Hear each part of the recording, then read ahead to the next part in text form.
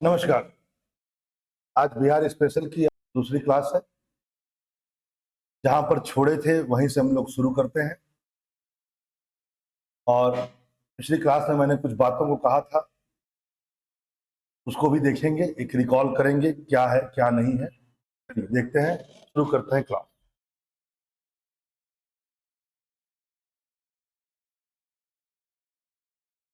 पिछली बार बच्चों ने कमेंट किया कि सर फिगर जो आप यूज कर रहे हैं वो दिख नहीं रहा था, तो इस बार मैंने प्रॉपर फिगर को यूज किया।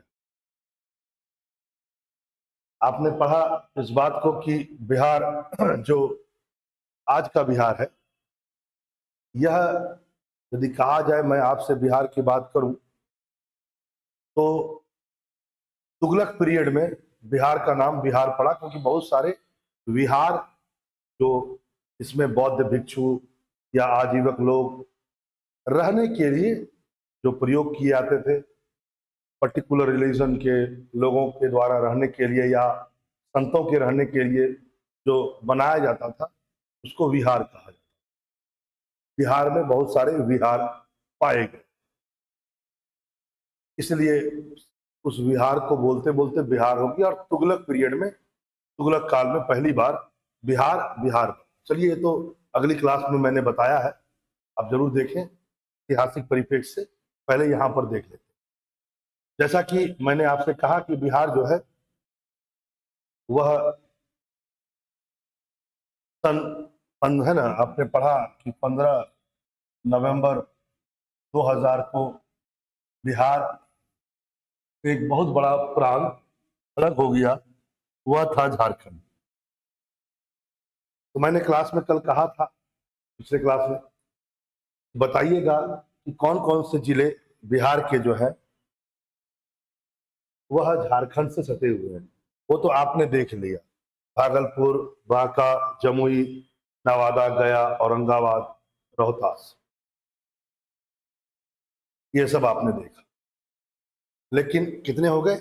एक, ये कटिहार भी एक, कटिहार एक, भागलपुर दो, बांका तीन, जमुई चार, नवादा पांच, गया छह, औरंगाबाद सात और रोहतास आठ।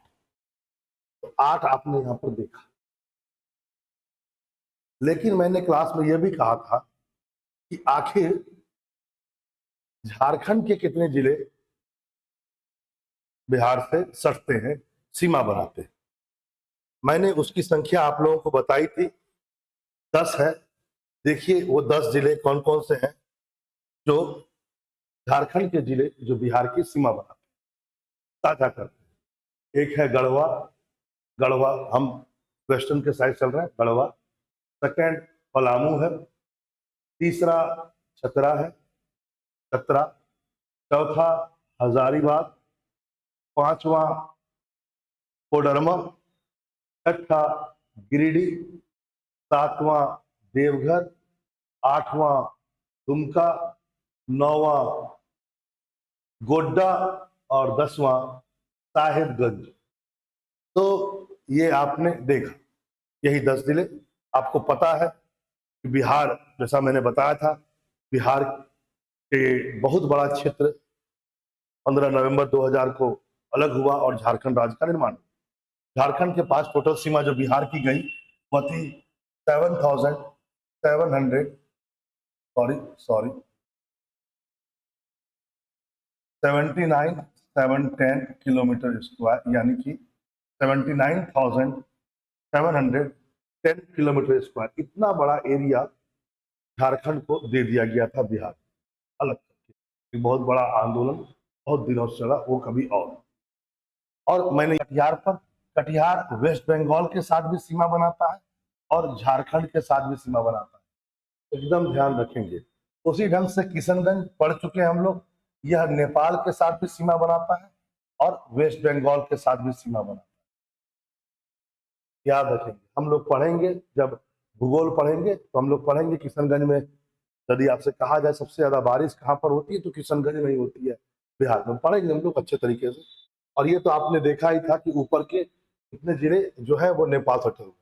यहाँ पर यह बात भी ध्यान था कि पश्चिम चंपारण जो पश्चिमी एकदम है, इस साइड में है, यह नेपाल से भी सटा हुआ है और किससे सटा हुआ है, उत्तर प्रदेश से भी सटा हुआ है। तो यहाँ पर ध्यान रखें, हम लोगों ने पिछली क्लास में इधर का डिस्कस नहीं किया है, ध्यान रखेंगे।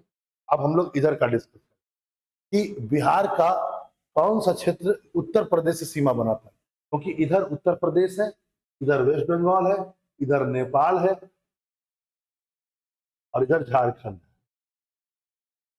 उत्तर प्रदेश से कितने जिले सीमा बनाते हैं? तो पहले नंबर पर आ जाएगा पश्चिमी चंपारण, दूसरे पर आएगा गोपालगंज, और आएगा गोपालगंज, तीसरे पर है सिवान, चौथा देखिए अंदर घुस गया है सारण। कहा है? सारण अंदर घुसा हुआ। तो याद रखेंगे, यदि कहा जाए कि ज्यादा जो भी आपसे एक प्रश्न पूछा गया बाई चांस, मान लो, देखिए क्वेश्चन की प्रकृति बदल गई है, मैं क्वेश्चन जरा पूछता हूं समझिएगा। उत्तर प्रदेश के साथ लगा हुआ बिहार का वह जिला जो सबसे पूर्व में है, सबसे पूर्व में है, पूर्व मतलब इस साइड, सबसे पूर्व में, जो उत्तर प्रदेश से सटा हुआ है। देखिए सबसे पूर्व में कौन सा? सिवान है, क्योंकि उससे आगे सब पश्चिम की ओर। समझ रहे बात को? और हाँ, एक बात और भी ध्यान रखेंगे, यदि ये प्रश्न आ गया कि ये सबसे पूर्वी है, ये क्या हो जाएगा? सबसे पूर्वी। और सबसे पश्चिमी जो उत्तर प्रदेश के साथ जुड़ा हुआ वह कौन सा है? वो हो जाएगा कैमूर। ठीक है, तो सबसे पश्चिमी कैमूर, सबसे पूर्वी सारण। चलिए आते फिर से देखते कौन कौन से जिले उत्तर प्रदेश के साथ सीमा बनाते हैं। पश्चिमी चंपारण 1, गोपालगंज 2, सिवान 3, सारण 4, भोजपुर 5,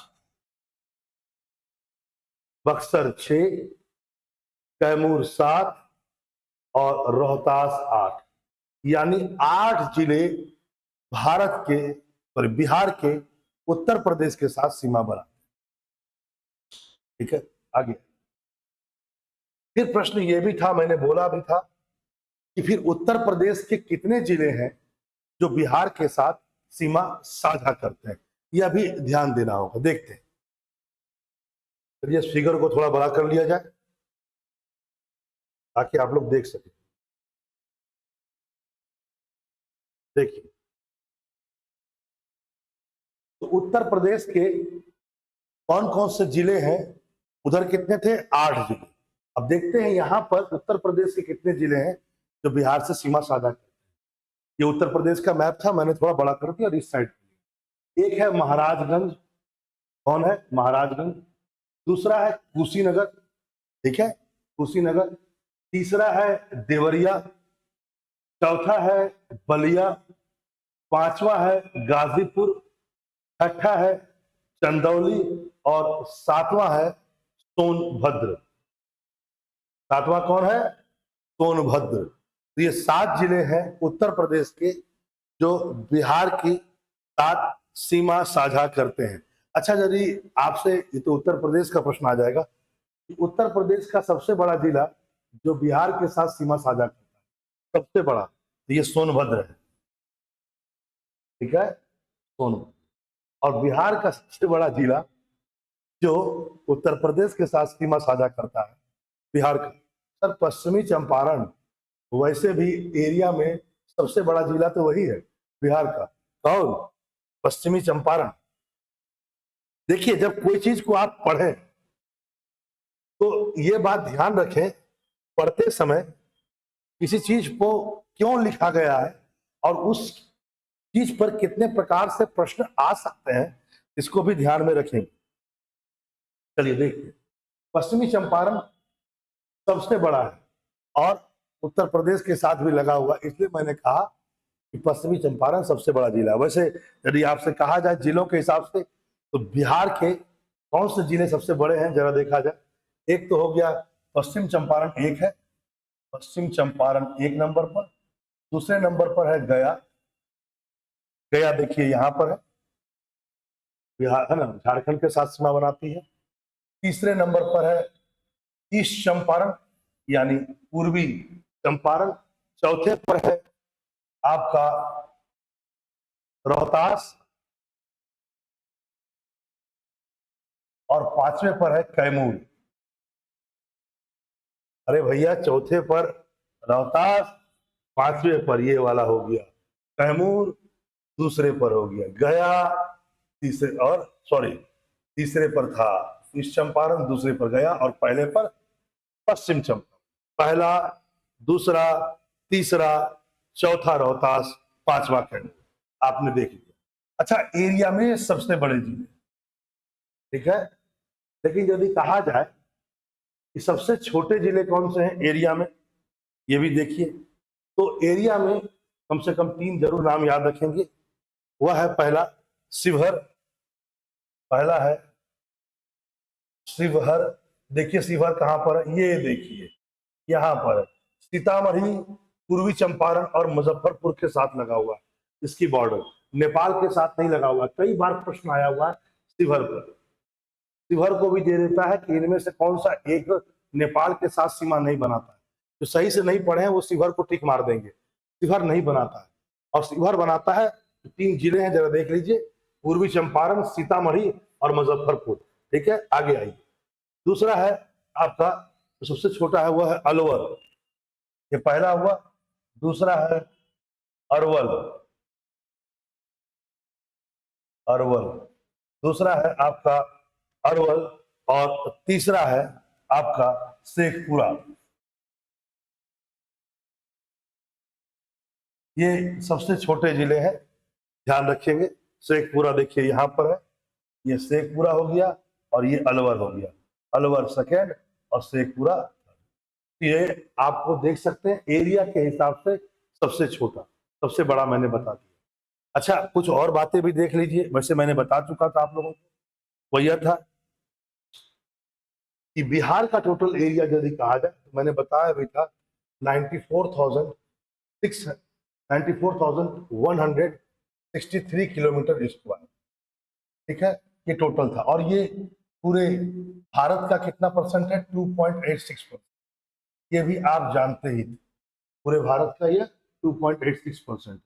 आप ये भी जानते हैं कि बिहार की जनसंख्या कितनी है, जरा देखा जाए, 10,99,452, कितना है, 2011 की जनसंख्या के अनुसार 10,40,99,000 इतना। और यह भारत की टोटल जनसंख्या कितना है, आपको पता ही है, भारत की जनसंख्या 121 करोड़ थी। इसके हिसाब से देखा जाए तो ये 8.6%।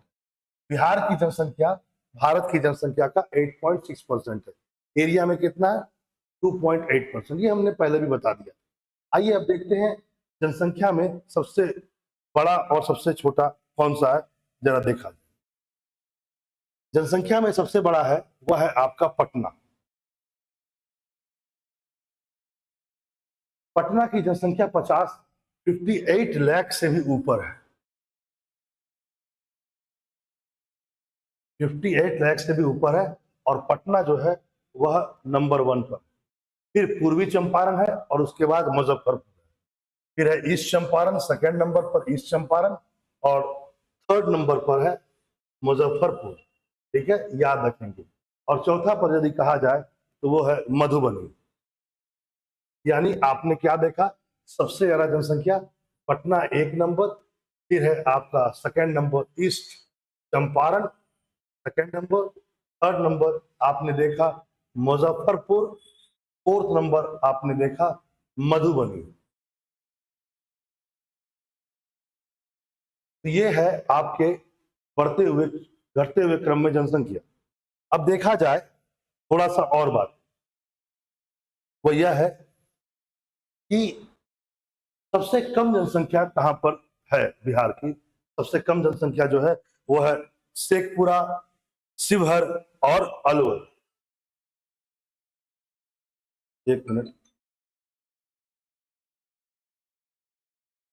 सबसे कम है शेखपुरा 1 नंबर, फिर दूसरा है शिवहर, और तीसरा है अरवल। यानी देखा जाए तो शेखपुरा सबसे कम पर है, दूसरा है शिवहर, और तीसरा है अलवर। अलवर, अरवल बोलते हैं इसको, अरवल। ठीक है, ये सबसे कम जनसंख्या की।